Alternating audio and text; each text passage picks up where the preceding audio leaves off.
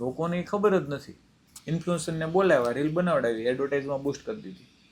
આપણે એક રીલ બનાવી, શૂટ કરી, એડિટ કરી, અપલોડ કરી અને એને એડવર્ટાઇઝના એકાઉન્ટમાં નાખી કાં તો બૂસ્ટ કરી દીધી. પણ એડવર્ટાઇઝની રીલ્સ અને ઓર્ગેનિક રીલ્સ બંને ડિફરન્ટ હોય, એ ખબર છે? કેટલા લોકોને ખબર છે? બનાવવામાં જ એવી કાંઈ ખબર નથી ભાઈ. દે ધના ધન. ઓકે, એ તો અપલોડિંગ થઈ ગયું ભાઈ.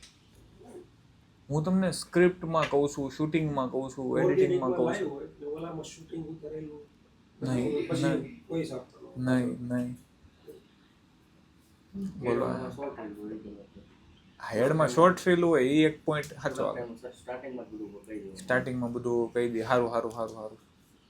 બીજું એક રીલમાં સ્પેસિફિક એડ્રેસ ને નંબર ને એ બધું નાખેલું.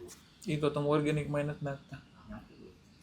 બીજા કસ્ટમરના એડવર્ટાઇઝની રીલ હોય ને એનો મતલબ તમે એડવર્ટાઇઝ શેના માટે કરો છો? સેલ્સ આવે. એટલે પહેલું એડવર્ટાઇઝની રીલનો ઇન્ટેન્શન એ હોય કે આ રીલથી સેલ્સ અને સેલ્સ, નો એનીથિંગ એલ્સ. એટલે બેસી ગયું કા? Sales, no anything else. આગ લગા દેંગે. સેલ્સ એટલે ઇન્ક્વાયરી, સેલ્સ, લીડ્સ, આ બધી વસ્તુનું ઇન્ટેન્શન એક જ છું, મતલબ સેલ્સ. કે તમે એડવર્ટાઇઝ ચલાવો છો, સેલ્સ માટે ચલાવો છો. એડવર્ટાઇઝના ઘણા બધા પ્રકાર આવે. એમાં એક એડવર્ટાઇઝ બ્રાન્ડિંગ માટે આવે, એક એડવર્ટાઇઝ અવેરનેસ માટે આવે. એને રીલ્સ એવી હોય કે આ લોકો આવું કંઈક કામ કરે છે. બટ લોકો એડવર્ટાઇઝની રીલમાં અને ઓર્ગેનિક રીલમાં ડિફરન્ટ હોય. તમને જે કીધું હતું, હું કોણ છું, મારી કંપની શું છે, કેટલા દિવસથી છે, આ રીલને તમે એડવર્ટાઇઝ ન કરો. તમે શું કરો? આજે નવા કલેક્શન આવી ગયા છે, આ ઓફર છે, આ રીલને તમે એડવર્ટાઇઝ કરો. તમને ખ્યાલ ન રહ્યો કે કઈ રીલ એડવર્ટાઇઝમાં ચાલે ને કઈ રીલ ઓર્ગેનિકમાં ચાલે.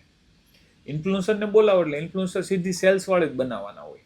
એટલે તમે એડવર્ટાઇઝમાં મૂકી દો, સેલ્સ આવી જાય છે એટલે રામ ભરોસે હાલી જાય છે. પણ તમને એ ખબર છે કે ભાઈ એડવર્ટાઇઝની રીલ અને ઓર્ગેનિક રીલમાં બંનેમાં ડિફરન્ટ કન્ટેન્ટ હોય, બોલવાની સ્પીચ અલગ હોય. સારી મોળીનું ન હોય. ઓર્ગેનિક રીલ હોય ને એમાં તમે લાંબુ ખેંચો, 1 મિનિટ, 1.5 મિનિટ, 2 મિનિટ, 2.5 મિનિટ, લોકો ઊભા રહે 10 સેકન્ડ, 15 સેકન્ડ. જ્યારે એડની રીલ હોય ને એમાં ઓન પોઈન્ટ વાત થાય. ઉદાહરણ તરીકે એક ક્રીમની રીલ છે કે ભાઈ નો ફેર પડ્યો તો પૈસા પાછા. શરૂઆત ત્યાંથી થઈ ગઈ એટલે લોકો ઊભા રહ્યા. નો ફેર પડ્યો તો પૈસા પાછા.